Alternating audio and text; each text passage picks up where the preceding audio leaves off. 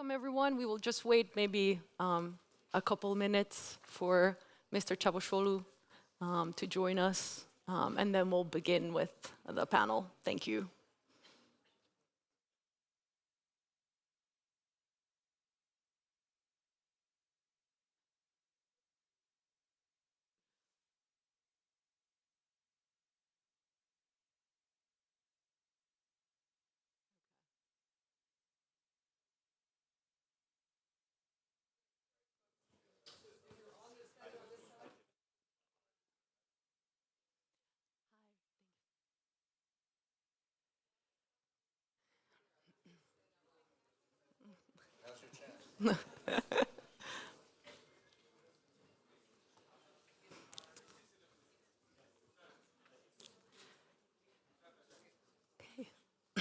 Great.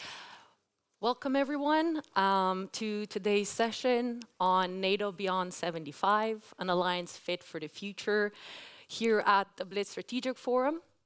My name is Masha Otvierk, and I lead the research on European foreign and security policy at the Wilson Center Global Europe Program, which is a foreign policy think tank based in Washington, D.C.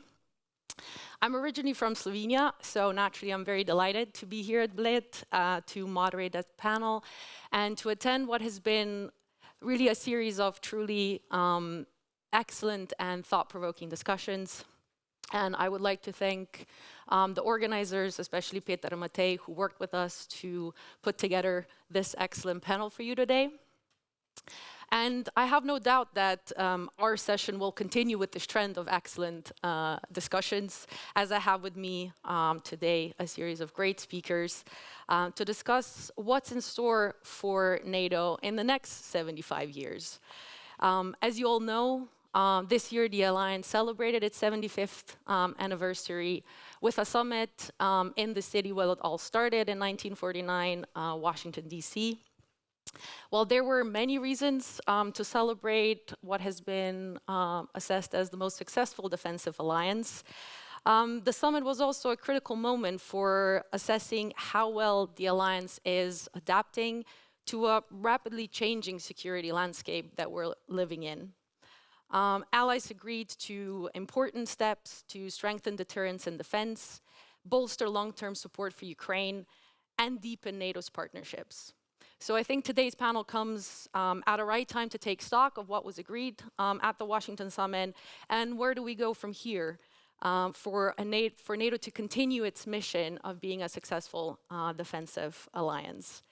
And before we dive in, I'm going to shortly introduce all of our speakers. And we'll first start with Mr. Angus Lapsley, who is the NATO Assistant Secretary-General for Defense and Policy Planning.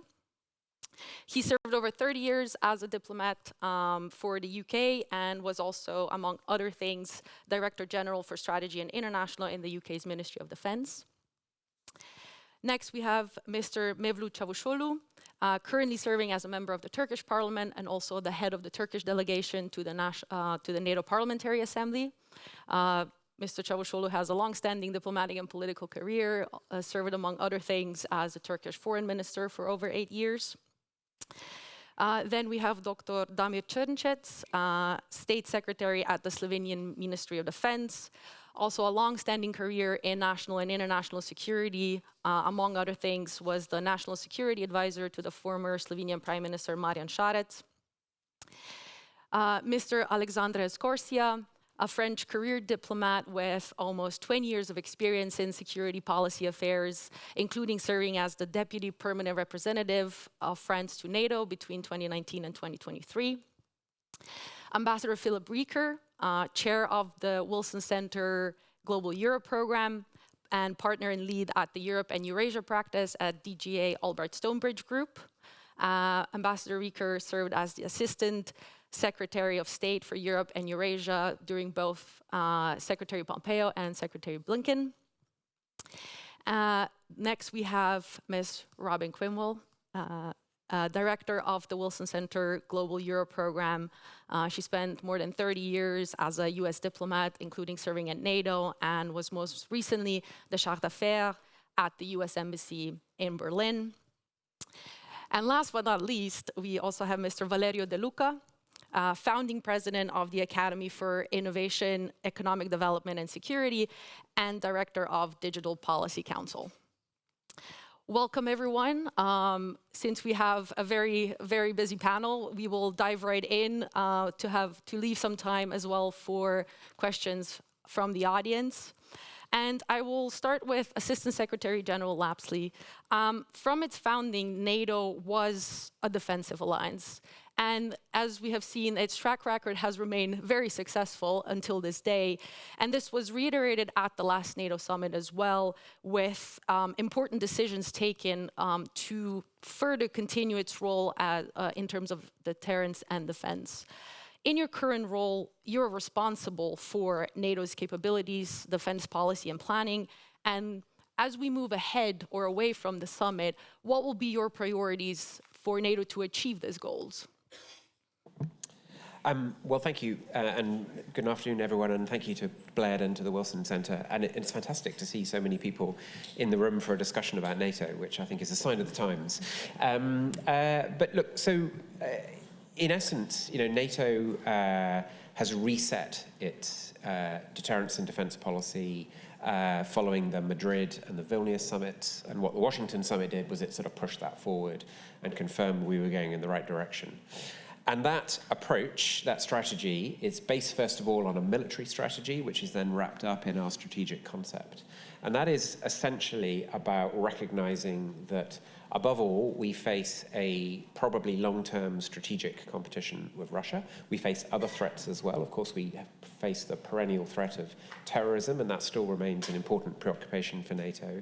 But Russia is the threat which absorbs most of our energy at the moment.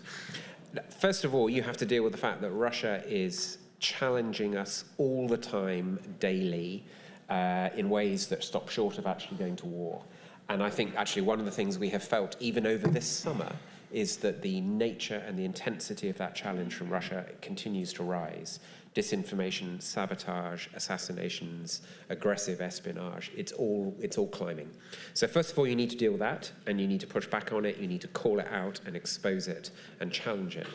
Secondly, and this brings us to the military deterrence side of things, we absolutely need to be able to convince Russia and demonstrate to Russia that we would stop them at our borders if they ever challenged NATO militarily. Hence the emphasis on a strong forward defense, on reinforcement, on being able to bring conventional military force to bear very, very quickly on our borders. Thirdly, we need to convince Russia we would hurt them if they try and did this, that we would have the conventional power to hit back at Russia in all sorts of ways. And then fourthly, as has been the case right from the beginning of NATO's history, we're a nuclear alliance. So all of this is underpinned by our nuclear capabilities, which I think, as we've seen over the last 2 years, are really important because they take away Russia's ability to coerce NATO in a nuclear way. Now, all of that requires a quite profound reset of our defense structures here in Europe at the moment. Organizing our forces, getting our command and control structures in the right place, and above all, investing in capabilities. And as you asked me, what is my single biggest priority this autumn following Washington? It's the fact that this autumn we will be entering into very detailed conversations with every ally about what capabilities they are going to need to invest in over the next 5, 10, 15, 20 years in order to be able to fully implement those plans. And it's a demanding ask. It really is. It's not an unrealistic ask. We're not asking allies to go back to the height of the Cold War or even the end of the Cold War. We're asking allies, though, to invest in capabilities in a number of key areas. We know it will cost, which is why when we say in NATO that allies need to spend at least 2% of GDP, we really mean it. And many allies will have to spend way above 2%, in the 2.5, even 3% range, depending on your kind of circumstances as an ally. They also need to find the people to make this real, and they need to find the industrial capacity as well. So I think it's, from a defence and deterrence perspective, and there's a lot we'll no doubt come on to talk about Ukraine, but it's those three things. It's invest in the capabilities through money, people, and industrial capacity that will allow us to meet that demand in future. Great, thank you. I think you really painted a great picture in terms of all the challenges, next to, of course, Russia being the primary challenge, but also what all that encompasses in terms of the various aspects and challenges that NATO is dealing with. And I think this was also already addressed in the strategic concept, but the Washington Declaration addressed the wide range of issues, not only Russia, but also in terms of the rising China, or in terms of hybrid threats that are coming. And I will turn now to Mr. Çavuşoğlu and ask, these are various challenges that need to be addressed at the same time. We cannot pick and choose, unfortunately. So how do you see, from your perspective, NATO balancing these challenges? And then maybe to go on from there, are there any other challenges that you see the alliance should pay more attention to for the future? Thank you very much for this opportunity. Very happy to be here. NATO's military capability is important, and we just heard from our colleague and friend where NATO should invest more and transform this investment to the innovative technologies and the cyber, hybrid, and space and other threats we have to face all together. But politically, there are some areas that I want to touch a little bit. First of all, the current system, global system, and Western-dominated system has been challenged. And the system is fragmented. The world is multipolar right now. There is no unipolar world. Therefore, NATO needs to be more strategic and visionary to adapt this new era. Secondly, it is emanating again from this change of or challenging the system. There's a division.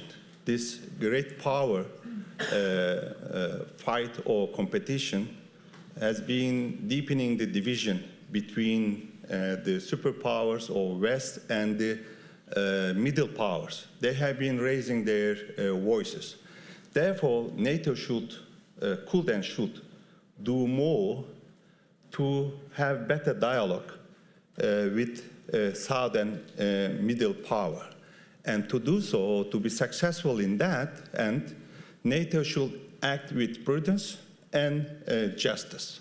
NATO should try to understand the expectations of this global South and the middle powers, because particularly global South is criticizing us for being double standard or even hypocrisy and the different crises, like the difference between or difference of our attitudes at Gaza and Ukraine. Therefore, we should understand them, and we should also learn how to reach out the middle powers and to seek, we need to seek better cooperation with those middle powers as well. Of course, there are new challenges or threats emanating from the South: terrorism, irregular migration, smuggling, trafficking, and other sort of.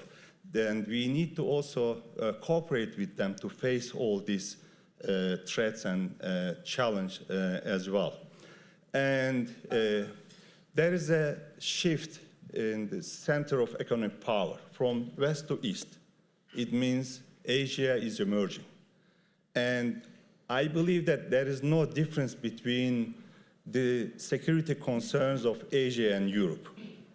And there is no difference between the relations between Europe and Asia and United States and Asia. Therefore, we should also have better cooperation with the Asian actors, and we should refrain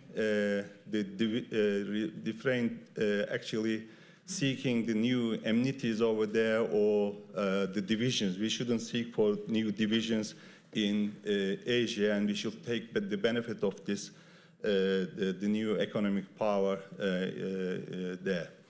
And the competition or the concern between Europe and the NATO. And I think we should strengthen or deepen the unity within NATO. And there are concerns, some of them are, to my mind, not very legitimate, but particularly European allies are concerned with the possible decline of the US interest to NATO. I don't think there will be a decline. What US is expecting is better burden sharing, equitable burden sharing, which is very fair. And that is why, as European allies, we have been investing more in defense industry. There are also some double standards and unfortunately problems within or between the allies, particularly restrictions on the defense industry product exports. But European allies should spend more effort, and also we should increase our defense expanding, and non-EU allies shouldn't be excluded from such cooperation. But my last point, and the challenge, the major challenge in the nearest future or in the future. Now, for NATO, China is a challenge. I know very well that for our ally, United States, China is a threat. And US will continue pressing at the NATO meetings to qualify as China as a threat. In the document, we see China as a challenge. So this is, I think, one of the differences between European allies and United States. So in the case that China is qualified as a threat, what kind of decisions and the measures NATO will take, or can NATO take to counterbalance China? This is the main question and concern to my mind. Thank you. Thank you. Allow me a quick follow-up on the role of China. Considering that you mentioned the differences in perspective between Europe and the US, do you see the alliance going further in addressing the challenges coming from China as a potential factor of disunity in NATO? I do agree with you. Yeah. And do you have any potential solutions to how we can go about not achieving that? This is actually what I was trying to explain, and we shouldn't seek new amenities. And you see, even despite the major differences between Russian Federation and China, now it seems that they are allies, particularly they are trying to take the support of the global south that is criticizing us as well. Therefore, yes, China is not an easy country, it's a challenge. We have also issues with China, but totally humanitarian issue, the human rights violations of the Uyghur Turks in Xinjiang region. This is totally humanitarian issue. But qualifying or seeing China as a threat is a totally different thing. I think we should be very careful over there. Thank you. State Secretary Črnčec, Mr. Čavuşoğlu mentioned that European allies should spend more on defense, and I think this has been pretty much at this point established since the start of the war in Ukraine, that Europe does need to do more on defense. However, there still continues to be a lack of a unified vision among European leaders on how to actually achieve that. From your perspective, what do you see are the key barriers for us moving forward in terms of building, as some call it, a European pillar within NATO, and how might we overcome them? Thank you for the question. Good day to you all. Yes, first I would like to share a few things about the Slovenian perspective, and then I will touch upon also the question what was asked about the European pillar. At the same time, or a month prior to the 75th anniversary of NATO, Slovenia celebrated 20th anniversary of being a NATO member. And I have to say, for us, I'm deeply convinced it was a success story, and still is, being a NATO member. After the war 91, we decided that we want to join NATO and European Union, and after 13 years, we joined in NATO, we joined to European Union, 1 month after the joining to the NATO. We tend to say those are the two sides of the same coin. I still believe this. So the same coin, two sides, NATO and EU. And this is also partly answering to the European part of the question. What I want to share also is that from our perspective, I think Slovenia proved itself in the last 2 decades that we were a security provider, not a security consumer. What I'm having in my mind is, of course, our presence in Western Balkans, in the missions abroad, as we say, providing security and safe environment. And after 25 years, still, NATO being present in Kosovo, for example, there is still a need to be there. And this is the answer for the future. So, was Europe capable of solve the crisis or frozen conflict or whatever we want to say, the situation that we have in Kosovo today? We were not able to solve it. And NATO presence, it's more needed than ever in Kosovo and in years to come, for sure. And Slovenia is going to be part of this for sure in the future. Defense spending. Yes, politically, we decided in Slovenia that, of course, we are going to have 2% of our GDP prior when we joined to NATO. Slovenian politics never delivered that. It doesn't matter which color the politicians came from, but the result is it was the same.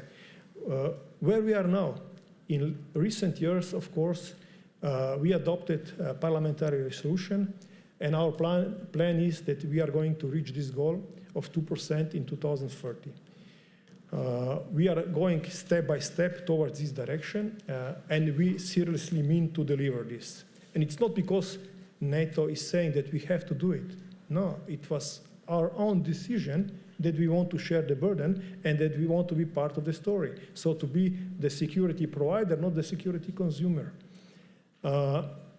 Capabilities, yes, of course, we discussed also with ACG about that. War in Ukraine showed us that how things changed.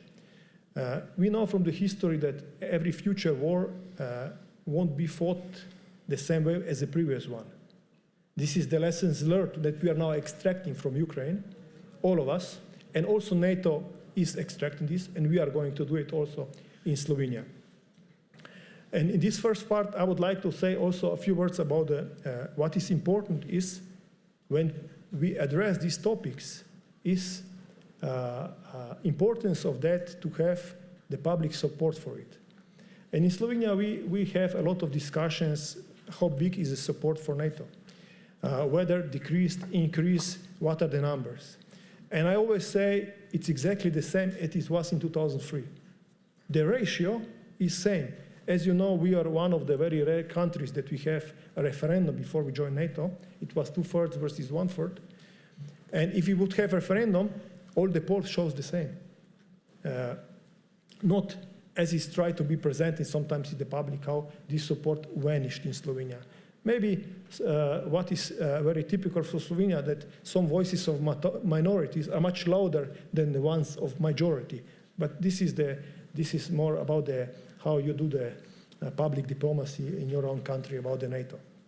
So in European pillar, yes, this is more theoretical, academical question. I think NATO it has to work towards the unity, and we heard we are going to have some different opinions on different issues within the NATO. We don't need to have pillars. EU used to have pillars, but they abolished them. So I don't know if this is the right, from academic perspective, yes, But in real terms, I think military and dual-use capabilities within the NATO have to strengthen, and we should leave the European Union to be what it is in core, economic association, and of course, to upgrade what it's doing right now, and this is direct consequence of the war in Ukraine, to increase capabilities and capacities of defense industries, because we all felt asleep, not just in Europe, but also across the ocean. Thank you. Just a quick follow-up to, you mentioned the Slovenia strategy to reach 2% until 2030. And as we heard at the beginning from Assistant Secretary-General Lapsley, 2% is now the floor and not anymore the ceiling, and the goal is more to reach 3%. So how does Slovenia have a vision to achieve these 3% after 2030, especially in the context of the public support that you were just talking about? I think if we are going to reach the floor and the ceiling at 2%, we are going to be very happy. We wish you all the best on that. Thank you. Yes, continuing, so one leader, I think, in Europe that has presented a vision for a stronger European defense is the French President Macron, and I think no one will be surprised now that I will turn to Mr. Escorcia for the next question. Considering President Macron's calls for a new European security architecture that does build heavily on the strategic autonomy, how does France see NATO evolving to address not only direct threats from Russia, but also what we have been discussing now, future increasing role of China as a decisive enabler, as the Washington Declaration has called it? Well, first of all, it's a great pleasure to be here among this distinguished audience with this distinguished panel and with this scenery, which I don't cease to marvel since I got here yesterday. So thank you so much to the organizers, Wilson Center, and to the Bled Strategic Forum. Listen, my president is well known for some of his formulas, so I will not repeat them here. But I will say, as a counterpoint, that today, and I think I speak for French policy in saying that we think the alliance has been revitalized very clearly, and that it owes it to our own efforts to keep our unity, to the leadership of the US administration, has to be said as well, but also in no small part to Vladimir Putin himself. And what we see today is that Vladimir Putin has essentially inflicted upon himself major strategic defeats. No matter what the outcome is on the ground or whatever at the end historically of the full-scale invasion, the defeats, strategic defeats as seen from the Kremlin are there, and they can't be hidden even from the public or even with whatever propaganda machine you have.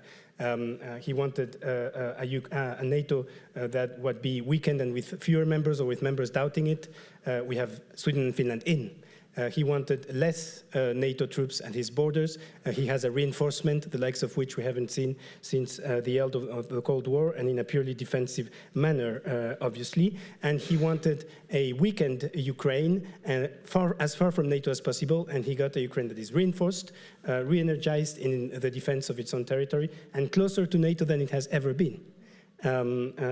So all of these, not to mention Crimea, which was pretty much uncontested militarily, not politically, but militarily before 2022. Today, you see what it is. Not to mention Kursk Oblast, and first actually incursion of non-Russian troops or foreign troops on Russian soil since World War II. If I am a Putin spin doctor, I have trouble, explaining all of this away or spinning it in a way that Russia's winning. These are major strategic defeats for the Kremlin. It's not because we want Russian people to suffer or Russia to be defeated, but because we have to understand that in the end, you can't have a world in which might makes right. And NATO has played a big role in all of this. First of all, I think its deterrence has worked. and that is very important. Angus explained why and all the plans and everything that's been in place. Also, the increased defense expenditure, and France has been taking its part in all of this, as you know, as framework nation in Romania, in the forward land forces. Also, contribution to Estonia battle group alongside the UK, and contribution to the enhanced vigilance activities all across the eastern flank with all of our armed forces. We have been at the center of all of this and re-engaging in NATO activities to a degree that we hadn't actually in years past, and by the end of the kind of expeditionary area of NATO where France was less engaged in NATO operations. Today, France is fully engaged, is slated to take on command of the Allied Response Force in 2026. And so we are fully engaged in all of these reassurance activities, and also, of course, in support to Ukraine to the tune of over 5 billion euros since the full-scale aggression unleashed. And as Angus mentioned, also the nuclear dimension. France is a nuclear power. And although outside of the NATO nuclear fora, we contribute and we play our role in also the nuclear deterrence, as Angus mentioned. So I think all of this is rather, as was said, a success story for all of us collectively. And I think that, of course, we are prone to self-doubt, but we need to put that out there and also put it out to our publics. Secondly, how do we continue to be relevant and as successful as we were in the past 75 years in the years to come? I think among many things that have been said, three stand out in my view. One is to continue to take into account security concerns of all allies. And we have a sacred commitment in Article 5. It's a pretty strong one. It's the strongest one there is. And for that commitment to be operational, it has to be credibly understood by each ally that all of their security concerns are taken into consideration. This is not easy. It takes what they call in NATO a 360 approach, but it takes a lot of consultation also among allies, which is what we've been trying to reinforce to make sure that we understand each other and there's no misunderstandings or as little as possible. Second, we need to talk more and do more with our partners. So obviously for us, the European Union is a unique and essential partner of NATO, but beyond the NATO-EU institutional mechanisms, we need to find a way to overlap better and to work better together with the European Union and European security affairs, but also, as Minister Čavuşoğlu mentioned, with partners from the South. I think there is a lot to be done, and there was a report ahead of Washington and some decisions made that can be very interesting in order to better address the challenges that were mentioned coming from the South, but also the predatory strategies by Russia, China, and other players in the South, but also partners in this region, the Western Balkans, which has a particularity of having both members of NATO and partners of NATO, and which in many ways is unfinished business for NATO. And third, and is regard to your question and what was mentioned earlier about further pursuits, I think we need to recognize that obviously we have to have an appreciation as precise as possible of the impact of what's going on outside our area within for our peace and our security of the Euro-Atlantic area. It needs to be a good analysis and it needs to be measured in order to avoid any effects of self-fulfilling prophecies or indeed alignments that we do not want. And for that reason, we still see, as France, rather skeptical any forays out of area, particularly in Asia, or out of topic in areas such as economic security or resilience that are better handled either nationally or in a good cooperation with the European Union. But I think there will be an area that will spark indeed further discussion, as you said, as we move forward with NATO, but we need to have a clear and precise assessment. I would just conclude by saying we're an alliance of democracy. It's also what sets us apart. And democracies debate, deliberate, sometimes they err, but they have the ability to correct course. And this is what is unique among democracies and what is unique for this alliance and what I think will preserve it and make it stronger still in the next 75 years. Thank you. Thank you. Yes, going on from that, we talked a lot about now calls for stronger European defense, for Europe to do more on its own, and these calls are stemming also from certain uncertainty from the European allies when it comes to the upcoming presidential elections in the US in November, and what will they mean for the future of the transatlantic alliance. And I will turn to you now, Ambassador Reeker, looking at all these developments. When the NATO Secretary-General was in Washington in June and then later in July, he made a strong claim that European security is still in the interest of the US in matters of also US security, its leadership, but also in terms of its defense industry. So looking at all of these recent developments that we have been talking about and the future, how do you assess the future unity and resolve of NATO? And can potentially these calls for greater European efforts calm down a bit this, let's call it anxiety in terms of burden sharing concerns and safeguard the future of NATO? Well, thank you, Masha. And I would just point out that, of course, Secretary-General Stoltenberg spoke at the Wilson Center when he came to Washington in June as a preview for the NATO 75th anniversary summit. We were very honored to have him, and it underscores the work we're doing.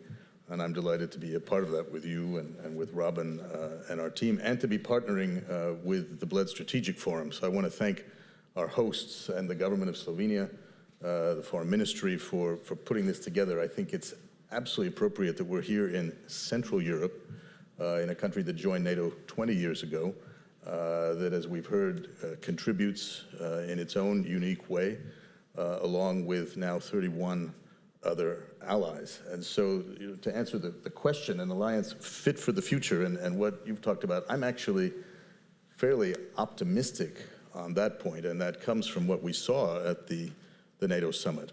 And frankly, what we see here on this panel, partially because it's about geography. And I'm delighted to be joined by Angus, who's not just the NATO Assistant Secretary General, but from the United Kingdom. Let's remember, as I tried to tell my colleagues in London when I was heading our mission there for a year, the UK is still part of Europe. It may not be in the European Union, but it's part of Europe, and it is part of NATO, and a critical, important ally, a nuclear power as well.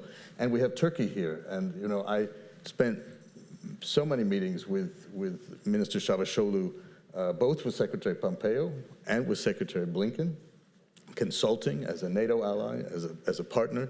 Not always the easiest of discussions, as you know, but as we've heard, countries in this alliance can have those difficult discussions and work them out because we share a particular bond. And I came away from the NATO summit feeling very positive that remains. There is a unity of purpose, much of that brought to the fore by Putin's actions, and we've heard about that and the mistake he's made in thinking that perhaps NATO wasn't up to the defense and deterrence role that it's had. We talk so much about burden sharing and the money, and the good news was, of course, we've made enormous progress there. It's not perfect, it's not done. It probably never will be, in a sense that we'll always be striving for more to meet the goals that we've set for ourselves, now at 32, but to meet ever-increasing goals. Some countries spending well beyond 2% on defense. It's not on NATO, it's on defense, and NATO is then the collection of that defense, collective action, which coordinates and provides, of course, a focus on capabilities. I think we had very positive news there. When it comes to the US election, obviously I'm not going to make any predictions, but clearly there is a very real race. And having done a transition from multiple administrations over the years, but being brought back from European Command, where I was the civilian deputy, the policy advisor to the commander in 2019, by Secretary Pompeo to lead the European Bureau, it does tell you something about what he was looking for in terms of how the State Department was approaching Europe. And very much what we did at EUCOM, which was a return to strategy, a focus on meeting the challenge that Putin had put forward after we, after all, by our own accord, drew down forces in Europe, thinking that we had an opportunity to approach Russia more as a partner, as it was defined by NATO for many, many years. And even though that period was one in which the transatlantic waters were, shall we say, choppy, whitecaps in the transatlantic relationship, some would call it rock bottom. I've heard that term. Frankly, we were doing an awful lot, much of it in that level of the ocean where it's calm, where you're not seeing or hearing the public dialogue. We were focused on NATO, a forward-looking review process that was, I think, extremely successful in analyzing the challenges, looking at our own strengths and weaknesses as partners, and reinforcing what was important. That led to a new NATO strategic concept that we've seen put out that addresses some of these key new challenges, the hybrid threats, what, as Angus described, the Russians are doing every day to try to challenge us. We can meet those challenges. And I think it's important, at the 75th anniversary, we sort of looked back at what NATO had addressed and dealt with over 75 years, what brought NATO together in the first place, and reminded us of the original cause of allies working together, and that was the defeat of fascism in Europe, and then to defend against a Stalinist Soviet threat. And we did that extremely successfully. Ups and downs, differences with the French, expanding then at the end of the Cold War, lots of unexpected events, including not far from here in the Balkans with the breakup of Yugoslavia and what we thought were horrific wars then. Now we see a horrific war also outside of NATO's own border, but with the full-scale invasion of Ukraine, and we're meeting that challenge. So it's not just about the money, it's about the will and the desire of not just governments, but people and populations. And we've heard already, you see, Finland and Sweden joining an alliance that just a few years ago, when I was at European Command, we always considered the idea of those two countries as allies was never going to happen. They were extraordinarily close partners. In fact, I can remember my commander saying, if every ally was as good a partner as Sweden and Finland, we'd be in great shape. Well, events happen, and not only did we welcome them into the alliance, but their populations agreed with that. This is an alliance by choice, and that can't be said of the partnering that you see of some of the others in the world, whether it's Russia and China, Iran, North Korea. These are players that we have to counter, we have to deal with, and I think we're very capable of that. My transition to the private sector has told me that the private sector understands how important security is, and they have to continually be educated about that, and they in turn use their levers of influence on governments to say, hey, this is important to us. The reason that we live as we do, certainly in the West, the reason that we have these differences with the global South, which they're not happy about, is because in the transatlantic space, we created, after World War II, a set of institutions and structures that gave us security, first and foremost. A security that then allowed a level of prosperity that in 1947 or 49 would have been thought absolutely unachievable. And that includes in this part of the world and further east, this part of Europe, never would have been expected. But we did that because we have security. Regardless of what you hear out of any administration or the White House, the importance is remembering that the bridges are built on trade, on investment, on personal engagement, on individual histories, on shared cultural experiences and shared values. Those will remain, and as I used to tell my European colleagues during some of the more stressful years, the Trump administration, if you feel that we're burning bridges, just don't burn them from the other side so that we can make sure we have those structures to rebuild. And in the trade and investment space, you're talking in the trillions of dollars. That is something that we need to continue to reinforce with security, and we have a purpose there. So I'm positive, and I hate to see headlines in the media. I know they probably sold more copies of the Bled Strategic Forum newspaper because it talked about Armageddon. Come on, people, we need to focus and go back to those Rooseveltian terms. We have nothing to fear but fear itself.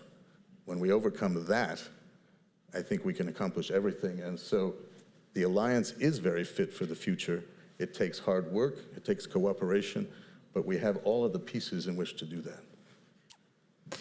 Thank you. I think these are very important words of reassurance for this this audience, I would say, and also excellent points on the role of shared values and the unity of purpose. So going beyond just thinking about the 2% and the money. And speaking of unity of purpose, that was also brought together by Russia's invasion of Ukraine. I think from the Washington summit, this was clearly one thing that allies completely agreed on was continued support for Ukraine. There was the establishment of the NATO security assistance and training for Ukraine, and also a long-term pledge for supporting Ukraine fighting an aggressor. But I think NATO is also learning a lot from the conventional warfare and the war itself in Ukraine. And I will turn now to Ms. Quinville and ask, what do you see are some lessons learned that when it comes to building resilience and future capabilities? And maybe to just go on from here, as we talked a lot about also the potential path of Ukraine towards NATO memberships, can these lessons that NATO is integrating now be an advantage for Ukraine for its irreversible path to NATO? Thank you, Masha. The first thing I'm going to do is say there are 4 seats in the front row. 4 of you over there that are training for Ironman or something like that, please come and take these seats, okay? Yeah, there are labels on them. Those folks can't possibly be coming now. Do this, all right? Okay. Still one? Yeah, there we are. All right. Okay, I've done that, you know, the standing in the room. So, okay, to answer your question, Masha. First, I think that one of the, if there's an overarching lesson that we are learning from Ukraine, it is that NATO as an alliance needs to double down on deterrence, right? This is what was its foundation at the start, and as we are seeing a country, Russia, ready to invade another country and change borders by force, what that means is we double down on deterrence. Deterrence, of course, as many here have said, takes capabilities. That's important. My talking points on 2% were substantially the same during the Trump and Biden administrations, right?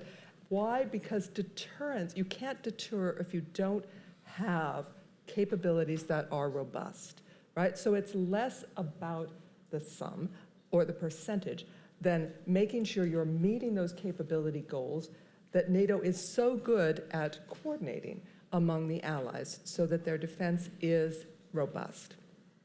We don't know in the 75 years that are coming exactly what all of the challenges will be.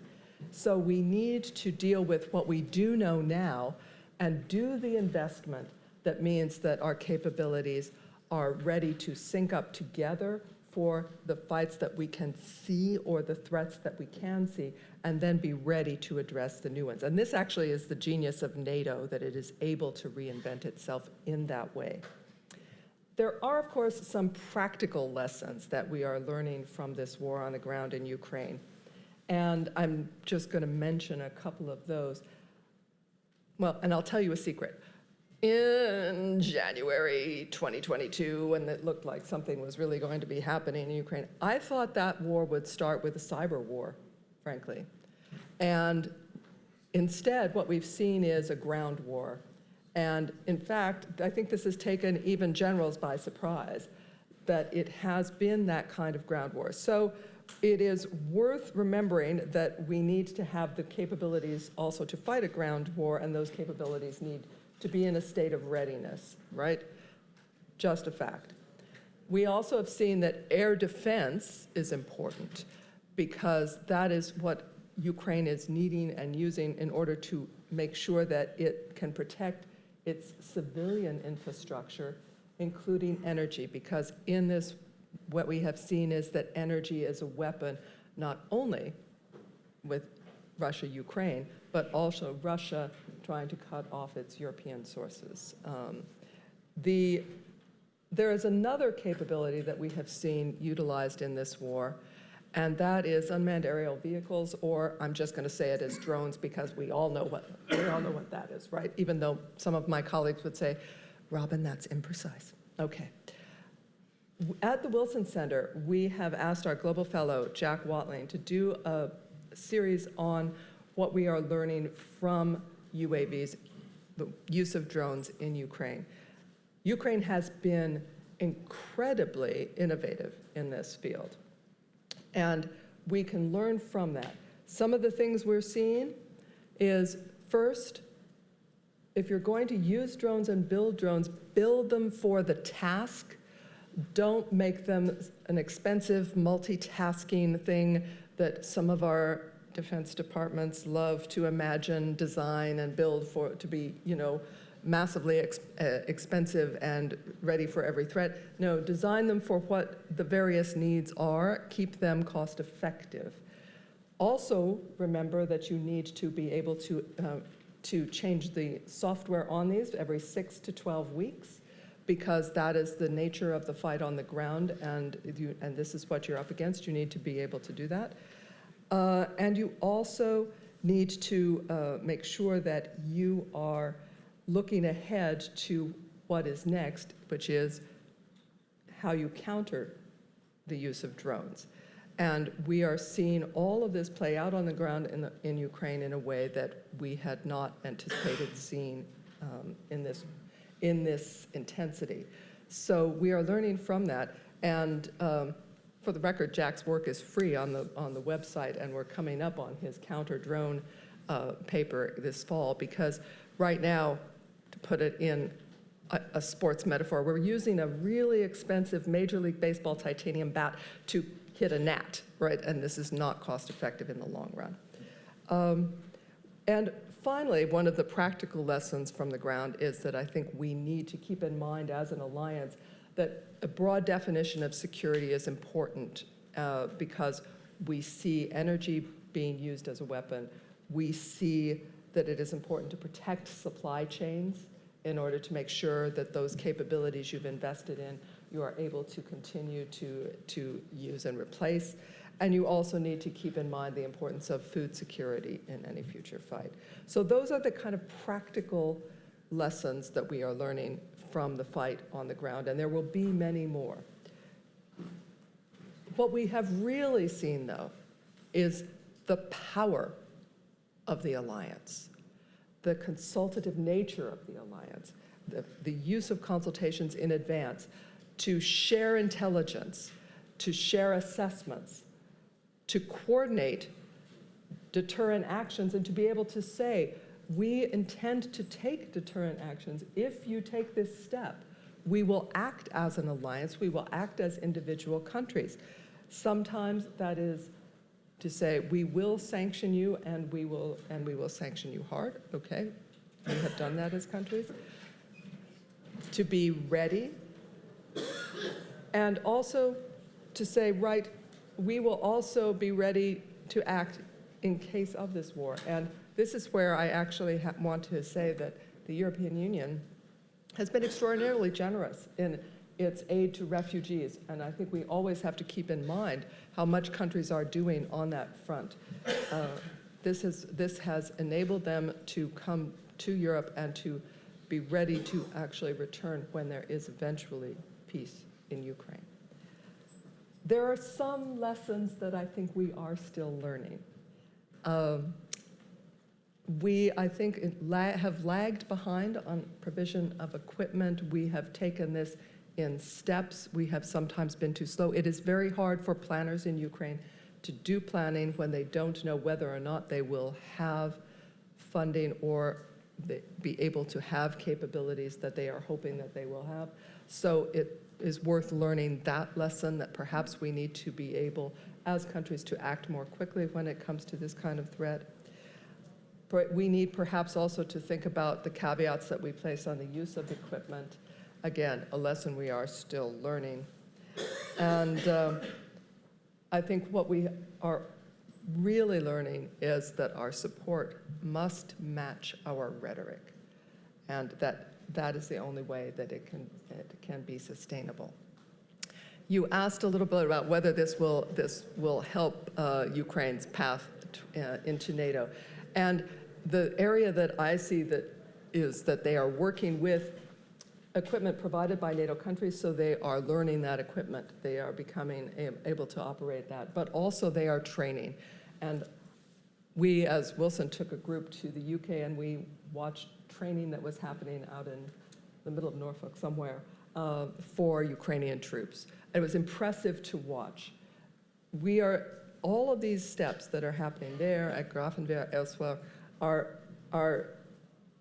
integrating the kind of approach to fighting that we have as NATO allies into what colleagues in Ukraine are doing in the fight.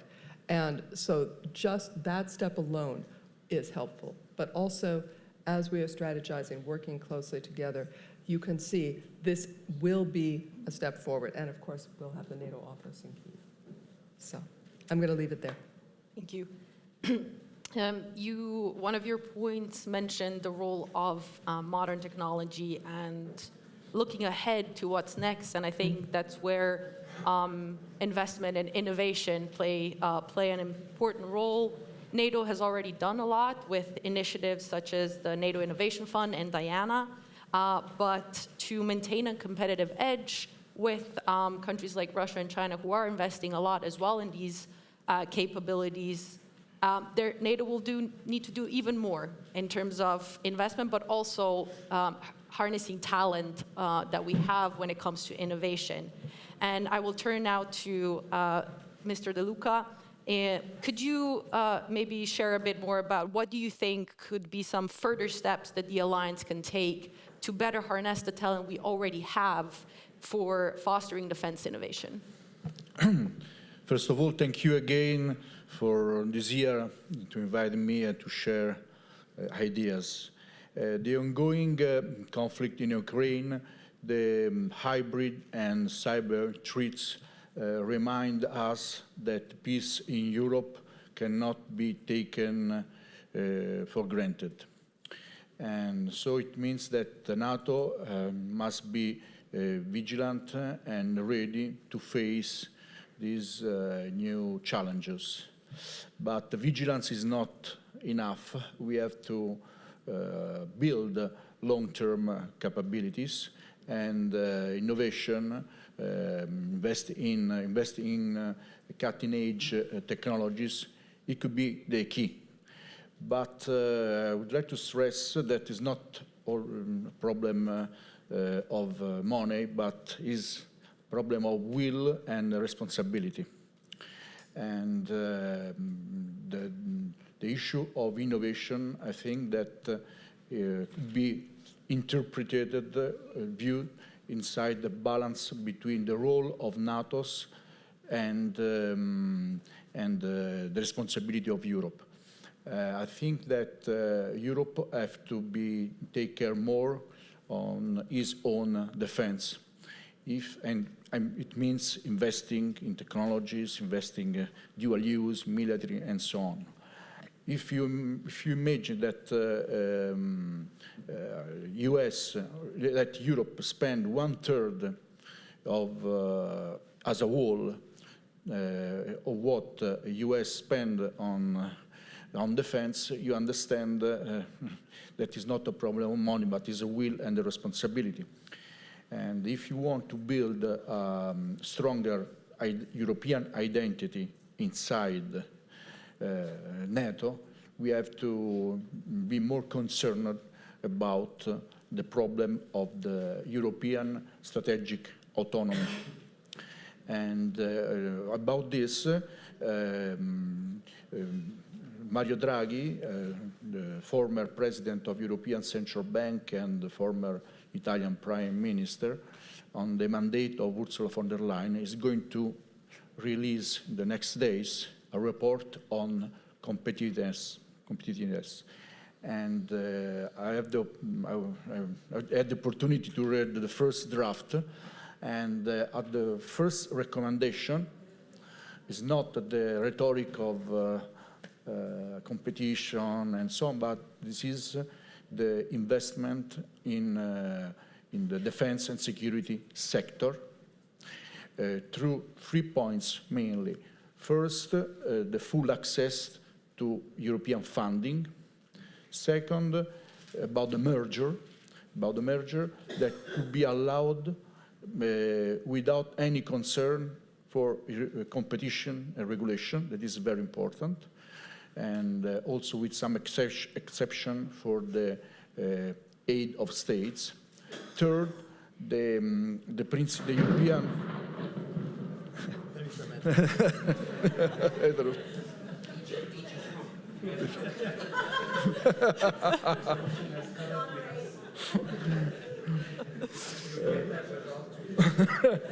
Hybrid threats. Yeah, it's hybrid.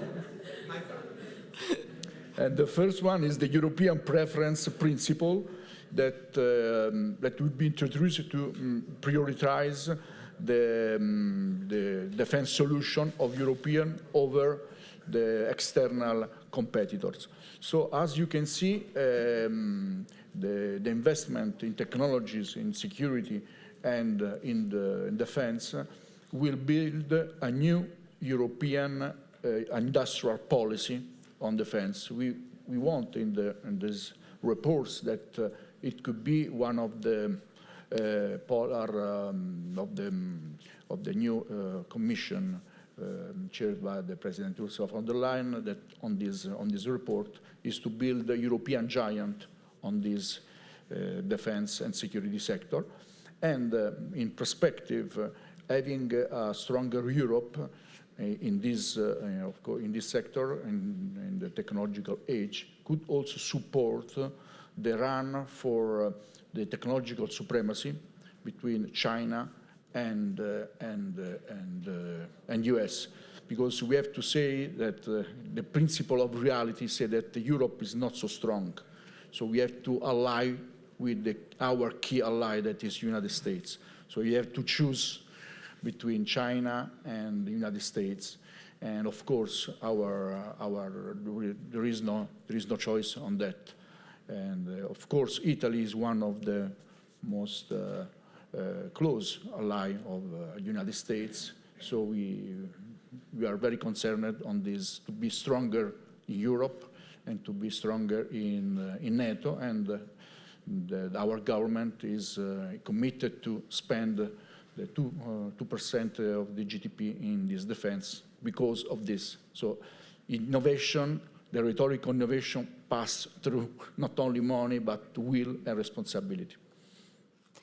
Thank you. And I think the role of European Union in future defense investments and defense industry is, of course, important. And I think we could have another hour and 15 minutes just to discuss that. But I see that we are approaching the time for questions from the audience, and with what we have been discussing and opening a lot of new questions, I'm pretty sure there is a lot of questions from the audience. I was first told that I should encourage participants from the Young Bled Strategic Forum to raise their hands as well. So if there's anyone from there, please. Then we'll start. Yeah, we will start with them and then continue. Yes, please shortly introduce yourself. If you have a specific question, mention that. Otherwise, we will decide who will address it. Yeah, my name is Alex. I'm from Latvia. I'm working at the MFA of Latvia. A couple of days ago, we had a discussion, and the American ambassador here said that the war in Ukraine is existential for us. And as someone who comes from Baltic states, I fully agree with that. Last year, actually, from previous head of Estonian defense forces, I heard an opinion that the war in Ukraine will not end in our favor unless one of those three things happen. First, China will turn against Russia. Second, Russians will turn against Putin. And third, NATO or US gonna get engaged in the conflict. As I don't think first two things gonna happen, third is more likely. And from the perspective of the Baltics and Poland, if the war drages on, I think at some point we're going to approach the point when people in our countries would say, enough is enough. We have to have our troops in Ukraine, at least to protect, border with Belarus, so that Ukraine can shift those troops to the east. So maybe you can elaborate on that idea and answer the question, is NATO doing enough to ensure that Ukraine wins the war? I don't know to who to address. Maybe you can help with that. Would anyone like to volunteer to take this? Mr. Lapsley? Well, first of all, on your three observations, I think that's probably right about China. But I would say that China's behavior during this war and its strong support for Russia, its material, its economic support for Russia, I think it is changing perceptions of China within the alliance. And as Minister Kazavoglu pointed out, there's a finely balanced debate about exactly how do you talk about China. But the realities are changing, and they're changing quite fast because of the way China is behaving. But on part three of your question, so I think there's quite an important difference between NATO getting involved in the war in Ukraine directly, which actually no ally is calling for, and is not the view of the alliance that would be a good thing. There's quite a difference between that and us needing to do more collectively as allies to support Ukraine in its fight. And I think that's where the focus is and where it needs to be.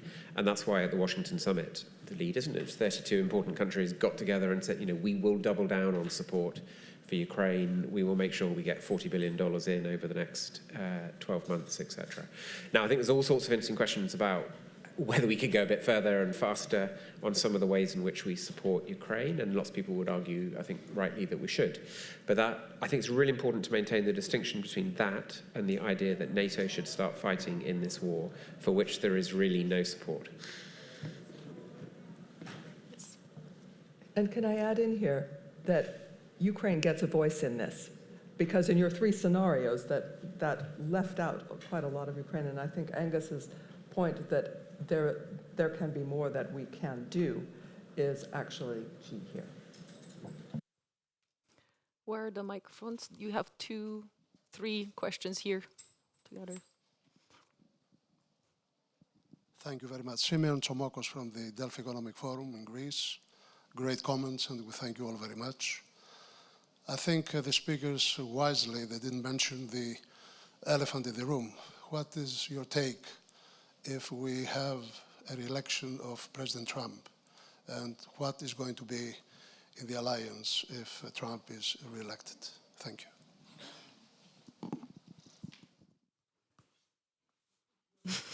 So, who wants to? Yeah, Mr.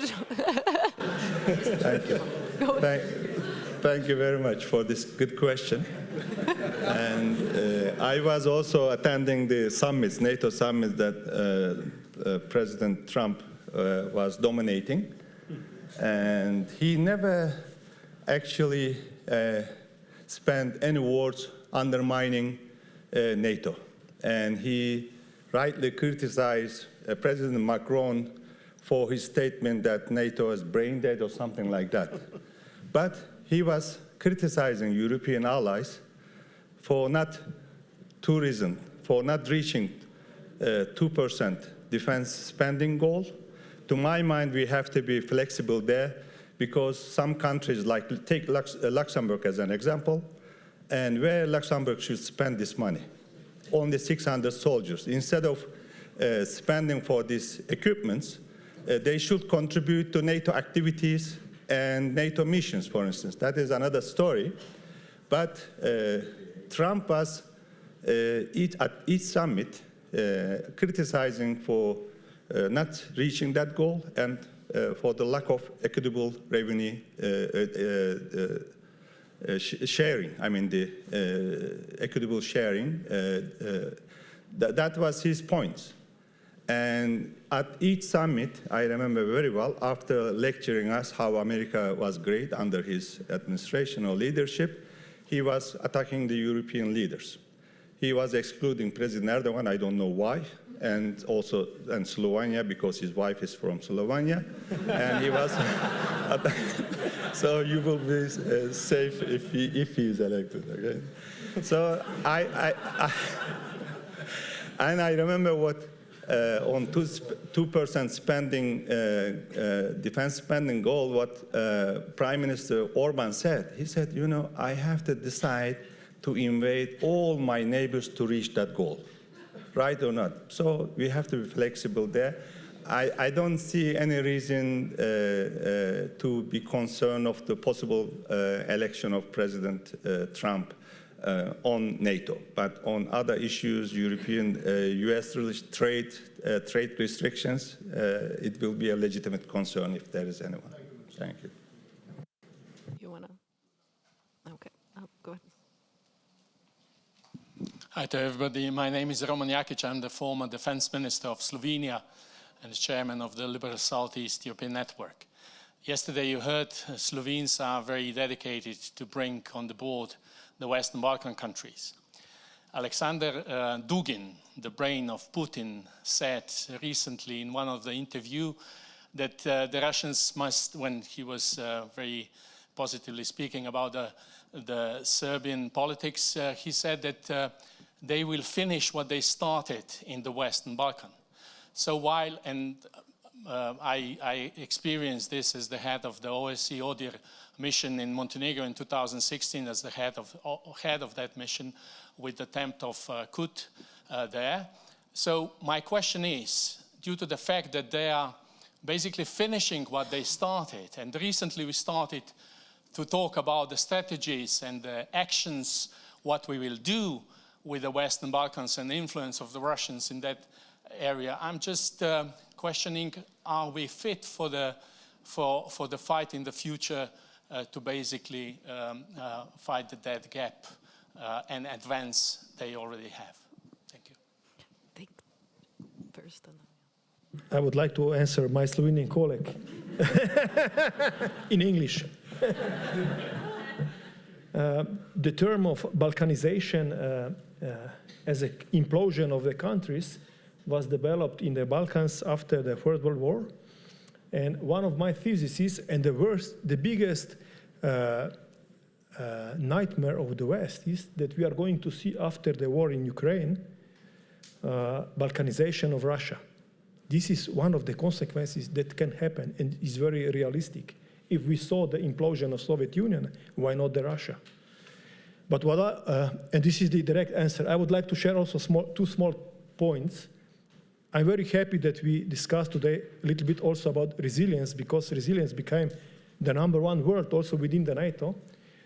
Full spectrum approach with critical infrastructure, and we saw what happened in Ukraine, that it's not just about military capabilities, but resilience of society, and that we all remembered ourselves that it's not only about Article 5 within the NATO, but also about Article 3, which is telling us that individual capability for defense is basically a pillar or cornerstone of the joint effort that we are going to, have to address for the future. And these high-level meetings that we had in the resilience capacity for the future, I think this is one of the most important things for the future within the alliance. Certainly, as you all know, there was an agreement between European partners, the European Union, the United States, in the early years after the Kosovo War, how would we address the Western Balkan questions? And that was to integrate all of those countries into Euro-Atlantic institutions. And I think NATO has been a big part of that. For much of my career, I was focused on that as part of the broader transatlantic security architecture, and had a big hand in bringing in Montenegro and North Macedonia as, at that point, the 29th and 30th allies in NATO. I think that's crucial. I think that still has the strong support of their populations as well as governments that have changed democratically since they've come into the alliance. I think they contribute. I think they're part of the unity. And the idea that Russia somehow holds the cards in the Western Balkans, I find somewhat suspect. Yes, they play the usual games. They love seeing disputes frozen. They love disinformation, all kinds of hybrid efforts. But what have they ever done for the countries of the Western Balkans? You go to Serbia and you ask people in surveys, this was true 25 years ago, it's true today. What country has given the most support to Serbia for reforms, for development, for change? And they'll often say Russia. Russia's given nothing to these countries. The European Union has done, enormous amounts of support. US programs for many, many years did that. So I think we should keep in perspective what that is. Where it is disappointing is to see the remaining countries of the Western Balkans on their Euro-Atlantic integration, even those that have joined NATO, still stuck on the European Union path. And that's something that the United States cannot do for them. We can continue to work on that path, and there have been plenty of discussions here from colleagues and friends, Miro Lajčák and others, about the enlargement and the question of moving ahead on that. I would say it's crucial because you've seen 2 generations of young people grow up in these countries who are Europeans and want to be part of the EU, of Europe as it's known in that sense, of the single market, of what it means to be part of the EU. And that's something that needs to continue working on. But I think the resilience is there. These countries know where they want to be, and there's a reason we call them the Western Balkans, is because they're Western-oriented, and with the help of all of the allies, including many of those represented here on this panel, we will continue to support those countries in their own self-determination. Thank you, and I think that's a good point to end on when speaking about an alliance fit for the future. Unfortunately, we are running out of time, and we'll have to conclude this session. I would just like to thank all of our panelists for a really excellent discussion. I feel answering the question, how will NATO be fit for the future? I think doubling down on deterrence and resilience seems to be what the focus should be, and that this is really a common point of unity that is necessary for NATO to move to the next anniversary of 75 years. So please give a round of applause to all of our panelists. Thank you.